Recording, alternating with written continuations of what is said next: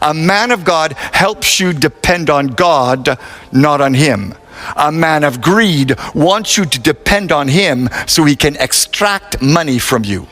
A lot of so-called prophets today charge people money for ministry. The more you pay, the more they pray. Today, many churches and prayer camps charge money for what they call consultation. If you give $50, you get a prayer. If you give $100, they will lay hands on you and anoint you. If you give $500, they'll fast for you. And if you give $1,000, they will prophesy and see a vision for you. Nonsense!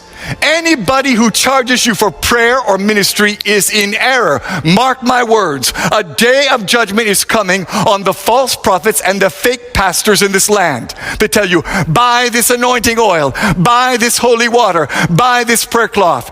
Do not be deceived. Jesus never sold any miracle, and neither did the apostles. We have to get back to the place today where we depend on Jesus and Jesus only. The cult of celebrity pastors must end.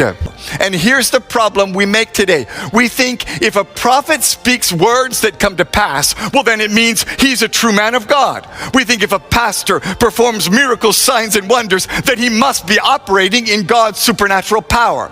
But the fact is, you can speak prophetic words that come to pass and still be a false prophet.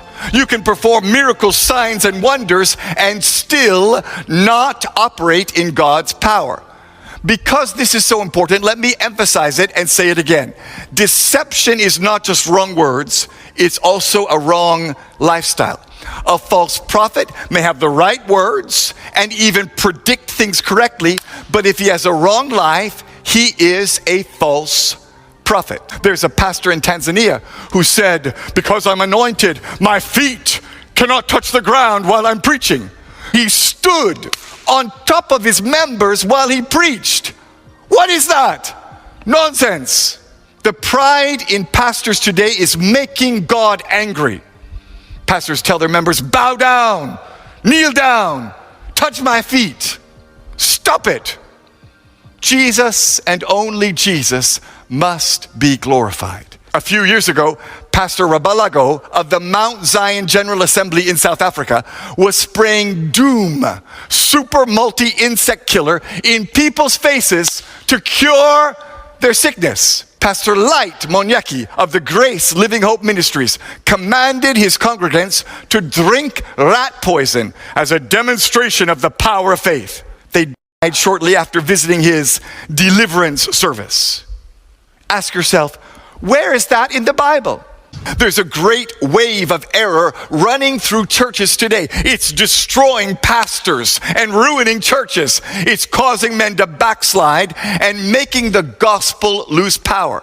It's making a mockery of the truth and making men lose their faith. It's causing good Christians to turn from the truth and fall into sin. And the fact is, Jesus clearly tells us it will affect many. Many false prophets will come. Many men will be deceived. And friend, you need to know today that the greatest challenge for us as Christians in the end times is not persecution. It's not economic collapse or uncertainty in government. The greatest challenge we face today in the church is spiritual deception.